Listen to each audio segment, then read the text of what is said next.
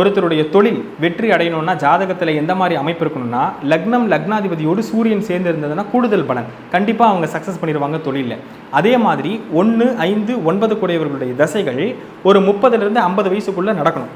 அந்த மாதிரி நடந்ததுன்னா தொழிலில் கண்டிப்பாக அவங்க பீக்காக இருப்பாங்க, நல்லா இருப்பாங்க அப்படின்னு அர்த்தம். சூரியன் 10ஆம் இடத்தோடு தொடர்பு கொண்டு அல்லது லக்னாதிபதி 10ஆம் இடத்தோடு தொடர்பு கொண்டிருந்தா தொழில் மீது நாட்டமும் ரொம்ப டெடிக்கேட்டான பர்சனாகவும் இருப்பாங்க. யார் ஒருவருடைய ஜாதகத்தில் லக்னாதிபதி எந்த பாவகத்தில் அமருதோ அந்த பாவக ரீதியான பலன்களை அந்த ஜாதகர் ரொம்ப எதிர்பார்த்துக்கிட்டு இருப்பாரு, ரொம்ப ஆர்வமாக இருப்பாருன்னு அர்த்தம். அப்போ தொழிலில் சொல்லக்கூடிய பாவகம் 10. 10ஆம் அதிபதி லக்னத்திலோ அல்லது லக்னாதிபதி 10ஆம் இடத்திலோ இருந்தது அப்படின்னா மிகப்பெரிய மேன்மையை தரும். 1ஆம் அதிபதி அதாவது லக்னாதிபதி 10ல் இருந்தது அப்படின்னாக்கா இவர் தொழிலை உருவாக்குவார், அமைப்பார். அதே மாதிரி 10ஆம் அதிபதி லக்னத்தில் இருந்தது அப்படின்னாக்கா தொழில் வெற்றி அடையும், தானாக இவருக்கு தொழில் அமையும் நல்ல திசைகளில் அப்படிங்கிறத தாராளமாக எடுத்துக்கலாம். கூடுதலாக நான் ஏற்கனவே சொன்னதை போன்று சந்திரன் மறையாமல் இருக்க வேண்டும். லக்னத்துக்கு சந்திரன் 6, 8, 12 போன்ற இடங்களில் மறையாமல் இருக்கிறது நல்லது. கேந்திர திரிகோணில் இருந்தால் கூடுதல் பலனை தரும். இந்த மாதிரியான ஜாதகங்கள் கண்டிப்பாக தொழிலில் பெரிய அளவுக்கு சக்ஸஸ் பண்ணியிருக்காங்க. நன்றி.